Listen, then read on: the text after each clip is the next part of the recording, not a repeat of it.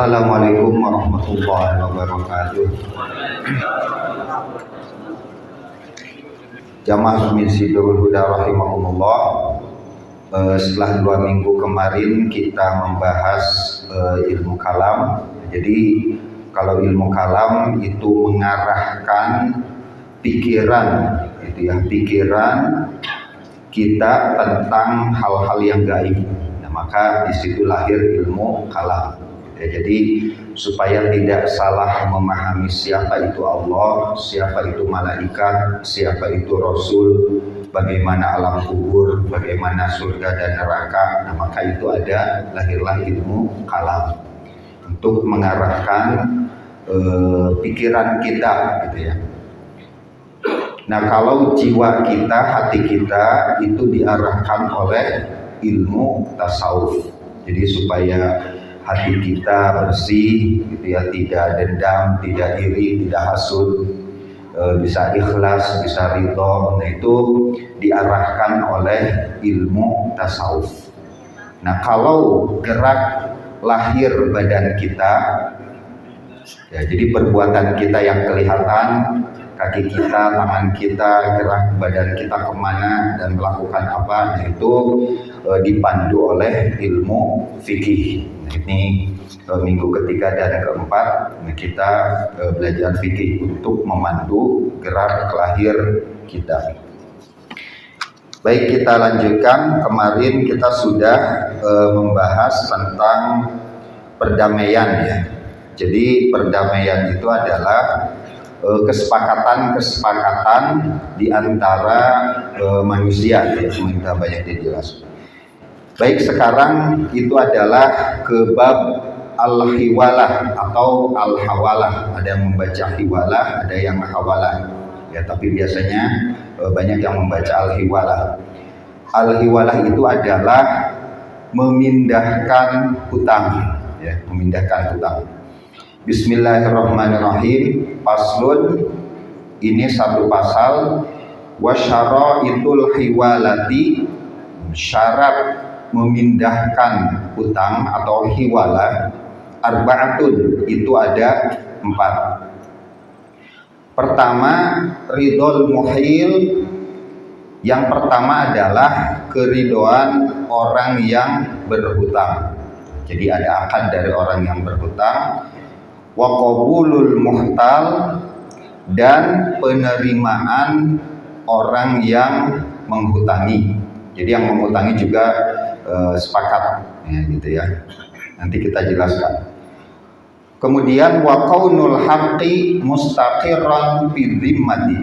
Wa qaunul haqqi, dan ada haknya itu, hutangnya itu mustaqirran, sudah tetap.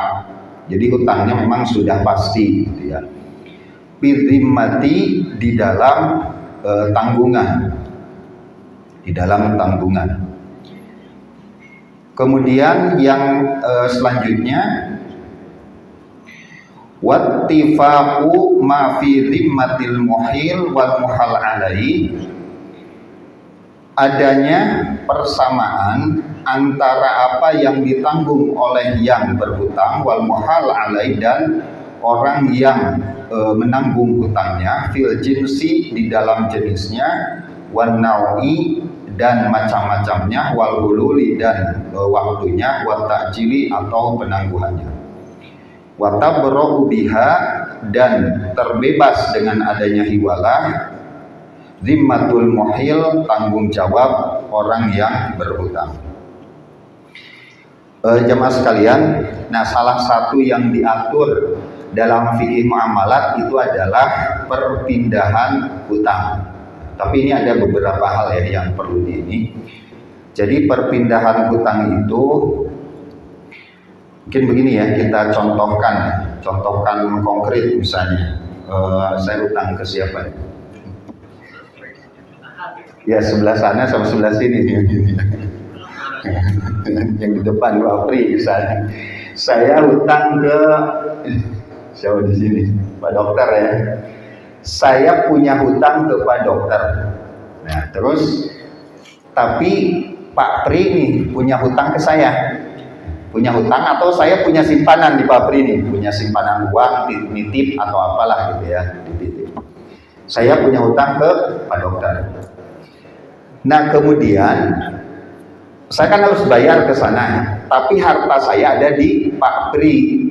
Nah maka karena saya belum bisa membayar hutang itu, nah bagaimana kalau uang saya, harta saya yang ada di Pak Pri itu dioper nanti ke Pak Dokter. Jadi yang punya hutang Pak Pri ke Pak Dokter gitu. Karena jadi saya, nah itu namanya al-hiwalah. Nah al-hiwalah ini ada syaratnya Pak, ada syarat. Pertama itu ada ridho dari yang berhutang, dari saya. Yang kedua ridho dari Pak Dokter yang meminjamkan ke saya. Tidak perlu ada ridho dari Pak Pri. Itu dalam perpindahan hutang. Sampai sini paham nggak Pak? Paham ya? Ini karena muamalah ini kadang-kadang agak ini ya. Jadi saya hutang ke Pak Dokter, kemudian Pak Pri hutang ke saya. Nah untuk mengalihkan hutang Pak Pri ke saya supaya ke Pak Dokter itu ada izinnya, kesepakatannya dari saya dan dari Pak Dokter. Itu harus ada kesepakatan izin. Itu yang pertama. Dan yang kedua ya, izin dari hutang, yang berhutang dan yang menghutangkan. Nah kemudian yang ketiga, ini hutangnya itu harus sudah tetap. Jadi karena ada hutang yang belum pasti Bang, belum pasti ya. Jadi misalnya begini, misalnya Pak Dokter saya pinjam mobil. Nah kalau mobil itu ada apa-apa di jalan, maka itu jadi hutang saya ke Pak Dokter. Mobilnya lagi dipakai nih, lagi pergi mobilnya. Hutangnya kan belum pasti. Nah berarti itu tidak bisa dipindahkan karena belum pasti. Gitu ya. Atau hutang mas kawin, Pak. Gitu ya. Jadi hutang mas kawin. Jadi mas kawinnya 20 gram emas hutang. Nah, boleh nggak begitu? Boleh. Jadi akad nikah mas kawinnya itu kemudian hutang. Ya, gitu. Itu kalau hutang mas kawin itu hutang yang belum pasti. Karena apa? Kalau terjadi perceraian, nah, maka mas kawin yang dibayar itu adalah setengah, gitu ya. Panis uma faradtum. Jadi hutangnya berarti bukan 20 gram karena belum tentu, gitu ya, belum tentu pernikahan itu langgeng. Nah, maka hutang yang seperti itu dikatakan belum pasti, gitu ya. Itu. Kemudian yang keempat, ya ini syaratnya. Syaratnya nilai hutang saya ke Pak Dokter dengan nilai hutang Pak Pri itu harus sama, ya harus sama nilainya, ya bisa sama. Misalnya kalau 5 juta ya 5 juta atau benda, gitu ya, benda. Misalnya saya hutang ke Pak Dokternya itu 5 juta, tapi Pak Pri hutang ke sayanya motor second. Harganya 5 juta itu sama, itu boleh. Tapi kalau beda nggak boleh. Gitu ya. Nah kemudian ini yang penting, nanti membedakan dengan jaminan. Kalau sudah sepakat ada perpindahan hutang seperti itu, ya udah sepakat. Saya sepakat hutangnya dipindahkan, Pak Dokter sepakat. Nah kemudian ini misalnya ya, tapi jangan gitu ya. Tiba-tiba Pak Pri itu nggak bisa bayar, nah gitu kan, nggak bisa bayar hutang ke Pak Dokter. Maka saya sudah tidak punya tanggung jawab lagi, gitu Pak, dalam fikih muamalah. Jadi Pak Dokter nggak bisa nagih ke saya lagi karena hutangnya sudah dipindahkan. Nah itu namanya akad hiwalah, itu akad hiwalah. Jadi urusannya sudah bukan urusan saya lagi, sudah Pak Dokter dengan Pak Pri. Nah itu namanya akad hiwalah begitu.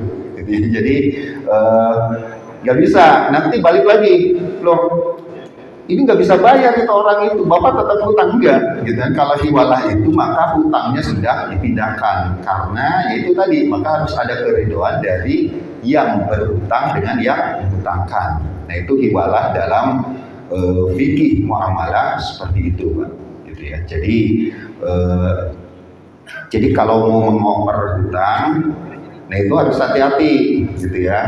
Jangan sampai udah dioper ternyata pindah ke orang yang nggak bisa bayar, atau memang orangnya misalnya kurang apa, kadang-kadang kan ada orang ya mampu tapi kalau bayar utang susah gitu. Makanya kan ada di hadisnya kan, matlul ghani zulmun, menunda-nunda orang yang mampu itu satu kezaliman. Jadi ternyata mental gitu udah ada di zaman Nabi, juga udah ada, sampai ada hadisnya. Matlul ghani zulmun. Jadi menunda-nunda bayar hutang, nah itu adalah satu kezaliman. Ini yang kadang-kadang kan di kita ini kalau ada peluang hutang, walaupun tidak butuh, biasanya diambil gitu. Kebanyakan kan gitu ya masyarakat di Indonesia itu. Tidak ada kebutuhan untuk hutang, tapi kalau ada yang nawarin hutang, diambil gitu. Nah kemudian kadang-kadang juga nafas bayar, bahkan kan sering disebutkan galakan yang ditagih, galakan yang ditagihnya daripada yang nagih gitu ya. Jadi kadang-kadang ketika membayar itu maka agak berat. Nah, maka kemudian matlul ghani zulmun. Nah itu. Jadi watabra'u biha zimmatul muhil. Jadi hati-hati memindahkan hutang seperti itu. Ya, jadi karena kalau memindahkan hutang kayak tadi saya dengan berhutang, maka kalau dipindahkan udah, jadi saya sudah tidak ada urusan lagi dengan hutang tersebut. Itu kalau namanya al-hiwalah gitu ya. Jadi itu hiwalah jamaah sekalian. Ada yang ditanyakan nggak Pak? Nanti ada bedanya dengan yang selanjutnya. Baik, kita lanjutkan. Ya. Oh iya, harus tertulis. Makanya kan muamalah itu sampai ada ayatnya kan, ya ayyuhalladzina amanu idza tadayantum bidainin ila ajalin musamman faktubu. Ya, jadi kalau kalian berhutang maka sampai pada waktu yang ditentukan maka tulislah gitu ya, faktubu gitu ya, karena muamalah ini memang perlu ditulis, ada bukti tertulisnya. Kadang banyak kasus kan ya awalnya sih karena persaudaraan atau pertemanan gitu kan, tapi ternyata kesananya bermasalah gitu. Banyak juga kan kasus di mana tanah diwakafkan oleh orang tuanya gitu kan, kemudian diambil lagi oleh anaknya. Nah, itu karena tidak tertulis gitu ya. Jadi batas tanah gitu ya, batas tanah. Nah ini saya perhatikan juga begitu. Dulu generasi di atas saya, tanah itu nggak terlalu tegas batasnya. Saya di kampung itu nggak terlalu tegas. Mana batasnya itu ya udahlah. Ya patok, dan batas patoknya juga ya nggak terlalu ini. Tapi ternyata sekarang pas generasi angkatan saya ya ternyata harus dipertegas gitu, dipertegas. Yang ini berapa bata, kalau misalkan hitungannya bata, di sini berapa bata, mana batasnya, itu ternyata sekarang itu ya udah beda generasi gitu ya, udah beda generasi gitu. Jadi harus ditulis kalau hutang itu, kalau hutang ya. Baik, kemudian selanjutnya adalah jaminan. Nah, kalau tadi hiwalah ya Pak, jadi memindahkan hutang. Nah kalau ini jaminan, fasun wa yasihu domanu duyun al mustaqirrah fi dhimmati, dan sah jaminan hutang al mustaqirrah, hutangnya yang sudah tetap, fi dhimmati, di dalam jaminan tanggungan, idza ulima qaduha, apabila telah diketahui ukurannya. Jadi kalau ini jaminan. Wali sahibil haq, dan bagi yang punya hak, yang memberi hutang, mutalabatu man syaa, yaitu menuntut orang yang dia kehendaki, minau dhamini, dari yang dijamin, wal madmuni anhu, dan orang yang dijaminkan, idza kana dhamanu ala ma bayyana, apabila jaminan itu sebagaimana yang telah kami jelaskan. Wa idza gharima dhamin, dan apabila yang menjamin itu mengganti dulu, raja'a alal madmuni anhu, maka dia bisa meminta kembali dari orang yang dijaminkan, idza kana dhaman wal qada'u bi idni, apabila jaminan dan pembayarannya itu dengan izin orang yang berhutang.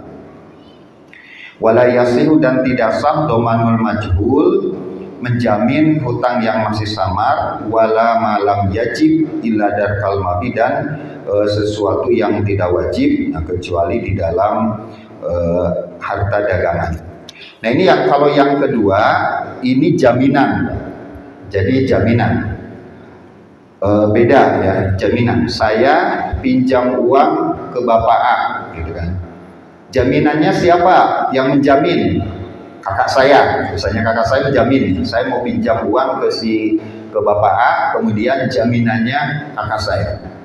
Nah, kalau menjamin itu bukan memindahkan hutang, ya gitu ya. Jadi kalau menjamin bukan memindahkan. Saya hutang kepada si Bapak A.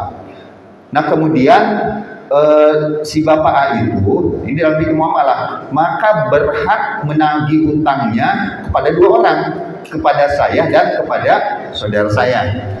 Itu karena sebagai penjamin, gitu Pak, gitu ya. Nah kemudian kalau yang bayar itu adalah kakak saya, saudara saya, maka itu tetap jadi hutang saya kepada saudara. Itu. Jadi kalau jaminan itu bukan memindahkan hutang, ya. Jadi jaminan itu dia hanya menjamin saja, menjamin saja. Mungkin di kita itu kalau yang akad doman, ya, akad doman kalau bank syariah kan gitu ya. Nah itu LPS ya, mungkin gitu ya Pak Pri. Saya ngomong. LPS itu kan dia menjamin, lembaga itu menjamin pinjaman kalau dulu itu yang di bawah 2 miliar kalau nggak salah, ya, tabungan atau segala macam, ya, tabungan yang di bawah 2 miliar. Artinya ketika satu bank di mana kita menyimpan uang, kemudian bank itu dinyatakan misalnya bangkrut atau bank itu bermasalah, nah maka LPS ini yang menjamin. Tapi menjamin itu bukan membayar hutang, gitu. Jadi si bank yang tadi itu tetap hutang ke LPS, gitu. Mungkin nanti mekanisme pembayarannya ya ada sistemnya. Jadi menjamin hutang itu bukan memindahkan hutang, gitu ya. Jadi, nah lalu bagaimana kalau begini? Biasanya kalau orang yang meninggal ya, orang yang meninggal kemudian punya hutang, ya, punya hutang, gitu ya. Kemudian nanti yang bayar ahli waris, gitu kan, yang dibayarkan ahli waris. Kalau itu adalah itu sebenarnya istilahnya bukan menjamin, ya, karena orangnya kan sudah meninggal. Jadi ya ahli waris itu adalah mensodakohkan, sebenarnya mensodakohkan gitu, mensodakohkan hartanya untuk pembayaran utang almarhum, gitu, utang almarhum. Karena apa? Ini jamaah sekalian, kalau ada orang ya, jadi kalau ada orang meninggal, kemudian punya hutang, dia punya hutang, maka hutang itu dibayar dari mana? Dari harta warisan, ya, dari harta warisan.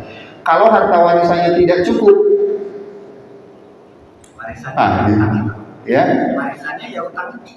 Iya, warisannya utangnya. Iya. Nah ini Pak, kalau ada ulama yang berpendapat begini, sebenarnya kalau di dalam dirian kewajiban, jadi orang yang hidup itu dia tidak berhak atau tidak punya hak, tidak punya kewajiban menerima utang dari orang yang meninggal. Itu kalau bicara hak dan kewajiban seperti itu. Ya, tapi kalau kita kan masa sih orang tua kita meninggal punya hutang juga kita lunasi. Tapi secara hukum gitu ya. Jadi pembayaran hutang orang yang meninggal itu dari harta warisan. Itu kan dalam ayat Qur'annya jelas ya. mimba diwasiyatin yusi biha audain, setelah wasiat atau hutang. Nah, kalau harta warisannya tidak cukup untuk membayar hutang yang meninggal, sebenarnya ahli waris nggak punya kewajiban membayar hutang, Pak. Gitu, karena itu adalah hutang almarhum gitu. Tapi kalau di kita kan yaitu lebih kepada kekeluargaan sebenarnya, lebih kepada kekeluargaan. Nah, maka kemudian ditanggung gitu ya. Maka kalau zaman Rasulullah dulu biasanya kalau ada jenazah yang meninggal kemudian punya hutang, Rasulullah tidak mau mensolatkan jenazah itu sampai ada yang akan membayar hutangnya. Rasulullah tidak menanyakan ahli warisnya mana, tapi siapa yang mau membayar hutang jenazah ini. Nah, dari sini kemudian ada kesimpulan hukum bahwa kewajiban atau ahli waris itu tidak wajib, gitu ya, dia tidak terbebani untuk melunasi hutang almarhum sebenarnya. Tapi kalau di kita kan kekeluargaan itu sudah lebih ini ya, istilahnya lebih dari sesuatu yang diwajibkan gitu. Biasanya kita ya ditanggung oleh ahli warisnya, karena biasanya ya warisannya cukuplah untuk menutupi hutang. Tapi kalau hartanya tidak cukup, nah itu tidak boleh. Makanya Rasulullah itu ketika ada jenazah yang punya hutang dan belum bisa dibayarkan, nah maka Rasulullah biasanya menanyakan siapa yang akan membayar hutang dari almarhum. Kalau ada yang menjamin, nah dalam satu hadis kan dikatakan ada satu sahabat yang mengatakan, saya Rasulullah, saya yang akan bayar hutangnya. Maka Rasulullah pun kemudian mengimami sholat, ya, mengimami sholat jenazah. Nah, artinya apa? Orang yang punya hutang ini ya bukan berarti nggak disolatkan, Pak. Jadi disolatkan, tapi Rasulullah tidak mensolatkan. Jadi tetap jenazahnya wajib disolatkan, gitu ya. Tapi Rasulullah tidak mensolatkan. Nah, nanti ulama kesini menyimpulkan.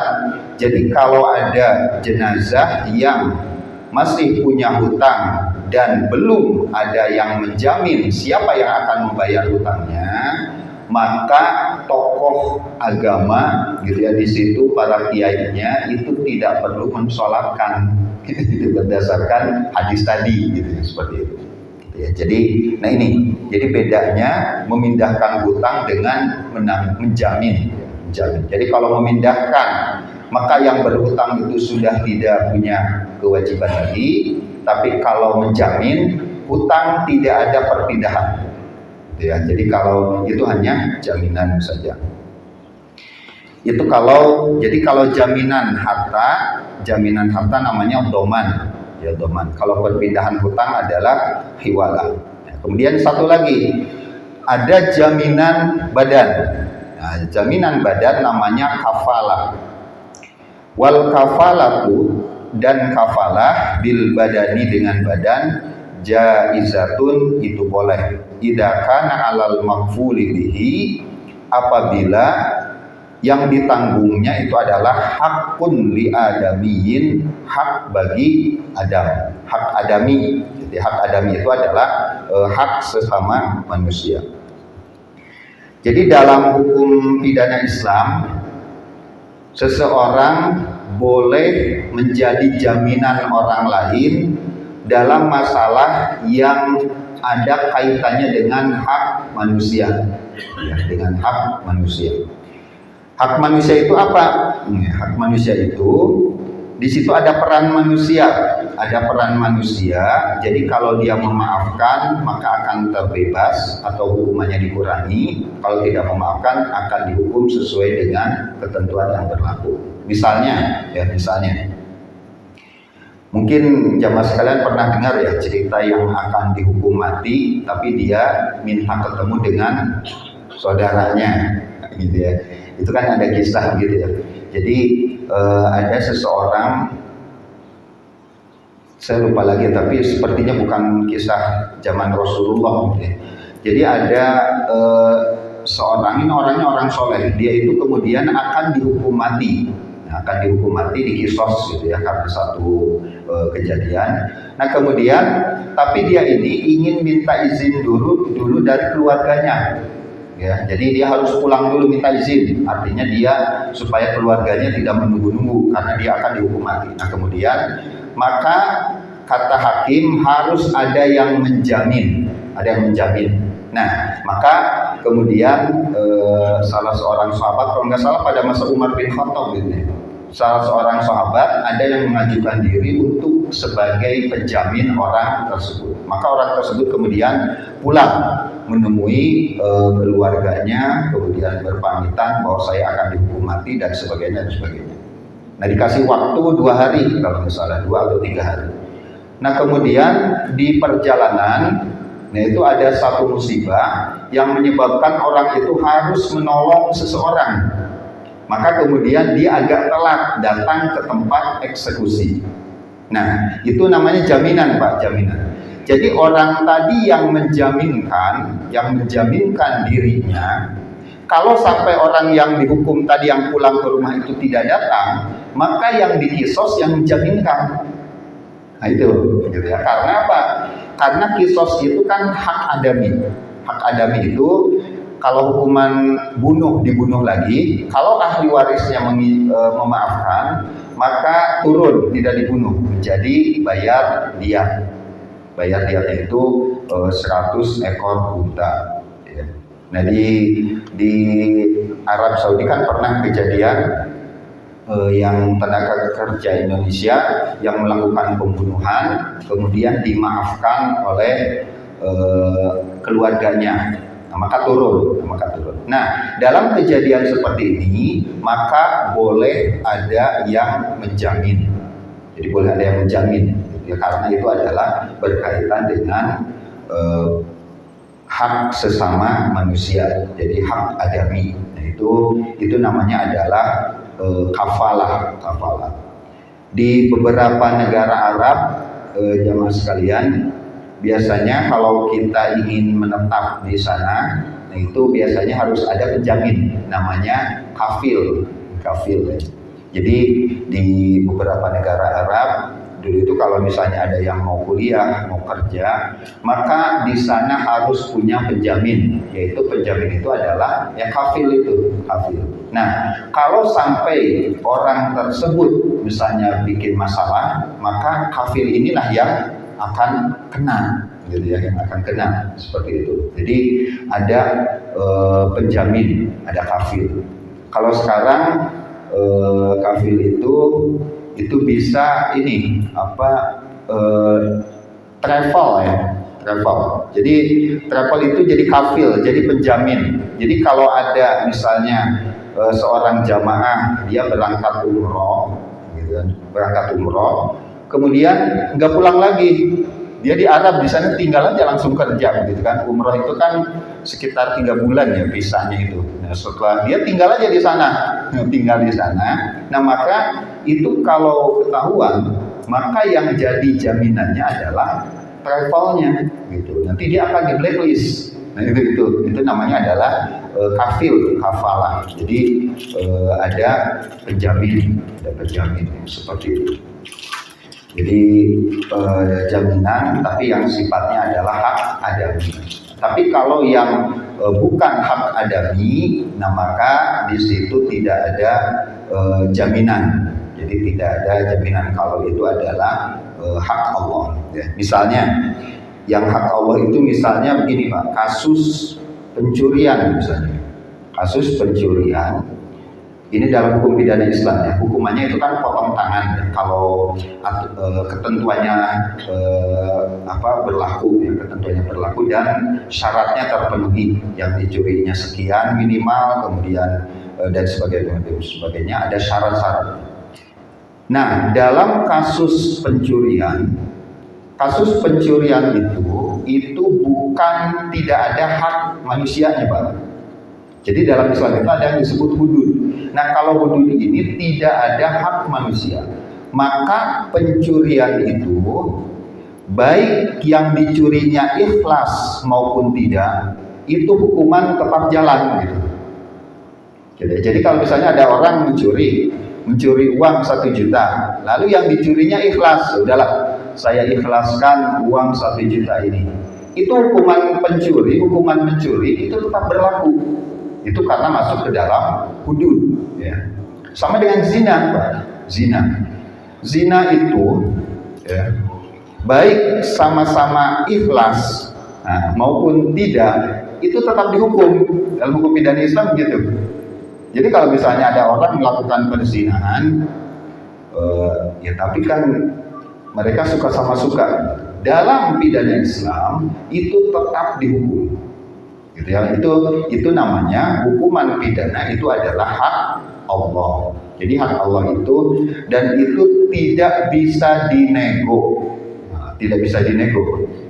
Jadi kalau misalnya di Arab Saudi ada orang Indonesia misalnya melakukan perzinahan, gitu ya. Kalau misalnya sudah nikah sampai diputus misalnya harus dihukum mati, maka itu tidak bisa dinego sekalipun ke raja, gitu ya, sekalipun ke raja, karena itu adalah hak Allah. Jadi yang masuk ke dalam pidana, tindak pidana yang disebut hudud itu tidak bisa dinego.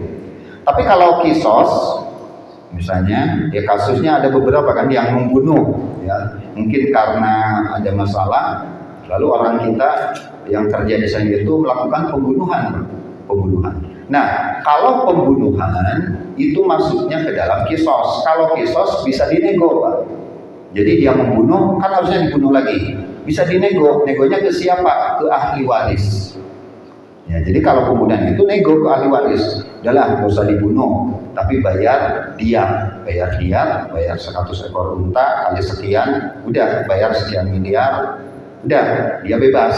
Nah itu kalau masuknya ke dalam pidana yang bukan hudud. Tapi kalau yang pidana hak Allah itu sudah tidak bisa dinego. Nah, hal-hal yang berkaitan dengan hak manusia itulah yang boleh dijamin. Itu namanya kafalah jamaah sekalian. Baik, mungkin itu yang dapat disampaikan. Kalau ada yang ditanyakan jamaah sekalian. Ya, karena kalau muamalah ini agak jarang ya, kita ini jarang bersentuhan. Kita ini kan kebanyakan fikihnya fikih ibadah ya, fikih ibadah gitu ya. Jadi jarang agak bersentuhan dengan fikih muamalah. Maka nanti kita agak cepat aja ya. Tapi ya memang itulah gitu ya. Jadi yang kurang dikaji tidak hanya di kalangan umum ya, di pesantren juga sama, di lembaga-lembaga pendidikan. Cuma kalau sekarang kan fikih muamalah ini berkembang, nah sehingga kemudian kajian-kajian pun kemudian berkembang. Tapi memang masih jauh ketinggalan gitu, karena sekian ratus tahun memang agak kurang berkembang gitu ya, hukum-hukum di luar hukum ibadah. Baik jamaah sekalian, itu mungkin kalau ada yang ditanyakan. Gak ada ya, saya kira cukup. Jadi itu bedanya memindahkan hutang dengan menjamin hutang. Jadi kalau memindahkan hutang, maka hutang pindah kepada orang yang menerima yang dipindahkan. Tapi kalau menjamin hutang, itu hutangnya nggak pindah, gitu ya. Jadi hanya menjamin. Nah, itu dalam hukum Islam. Tapi kalau menjamin dengan badan, maka kalau itu hukuman fisik, maka yang menjamin kena. Kalau orang yang dijaminnya itu misalnya lari atau kabur, maka itu kena.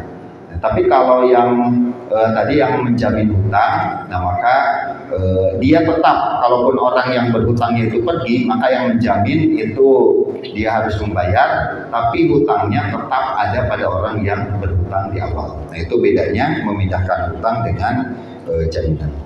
Baik jemaah sekalian, mungkin itu yang dapat disampaikan. Insya Allah mudah-mudahan ke depan kita selingi aja ya dengan masalah-masalah nanti ibadah. Saya rencananya ini kalau kemarin sudah menulis ya dulu tentang tahlilan, kemarin sudah itu ya tentang zikir dan doa. Nanti insya Allah saya akan menulis tentang amalan-amalan sebelum dan sesudah sholat, hadisnya Pak. zikir dikeraskan sebelum sholat, kemudian setelah sholat salaman, itu ada hadisnya nggak dari Rasulullah? Ada. Nanti insya Allah saya tuliskan hadisnya. Jadi itu adalah bukan masalah-masalah yang bid'ah yang sesat, tapi itu memang ada hadisnya, gitu kan. Maka kemudian itu dipraktekkan oleh Islam. Nah nanti ke depan mungkin kalau ada usulan Bapak-bapak ingin tentang apa, kemudian nanti saya carikan hadisnya, nanti kita bahas bersama. Sedikit mengotak mengingat usulan tadi, ini usulan terkait dengan jaminan tadi. Depan usulannya adalah itu tadi yang dijelaskan tentang jaminan itu kan, pemahaman saya ada dua kelompok. Yang satu personal garanti, dan jaminan kurai personal, kolateral, jaminan harta. Nah, jaminan harta itu juga ada harta bergerak, harta tidak bergerak. Dalam konteks kesepakatan utang piutang. Jadi ke depan. Yang kategori personal garanti, yang kolateral. Ya baik, itu ya. Jadi nanti ya mungkin minggu depan lagi ya, gitu ya, jaminan. Kan ini kadang-kadang agak ketukar nih Mbak, jaminan dengan gade. Nah, ini kan kalau di kita kan gini, saya pinjam uang nih, jaminannya motor. Itu bukan jaminan sebenarnya, tapi itu gade. Nanti kita ini di minggu depan ya, insya Allah. Baik, mungkin itu yang dapat disampaikan. Jadi nanti ke depan boleh usul Pak, nanti kita akan membahas apa yang kira-kira ini ya, yang biasanya diributkan tidak ada dalilnya. Nanti saya tunjukkan nih dalilnya ada, gitu. Ini hadisnya, kalau ada ayat Qur'annya, gitu ya. Misalnya itu nanti insya Allah saya tuliskan amalan-amalan sebelum sholat dan sesudah sholat. Ya, setelah sholat salaman, zikir berjamaah, lalu dan sebagainya ya. Nanti kita tuliskan hadisnya dan sebagainya. Mudah-mudahan diberi insya Allah ya, diberi kekuatan oleh Allah untuk menuliskan hal tersebut. Nanti boleh misalnya membahas tentang memelihara jenggot, gitu kan, celana cingkrang, dan itu sebenarnya wajib gak sih, gitu kan. Kita lihat bagaimana pendapat para ulama dan apa dari. Baik, itu mungkin yang dapat disampaikan, mudah-mudahan menambah ilmu dan keberkahan untuk kita semua. Ya, kita tutup dengan kafaratul majelis. Subhanakallahumma bihamdika asyhadu an la ilaha illa anta astaghfiruka wa atubu ilaik. Assalamualaikum warahmatullahi wabarakatuh.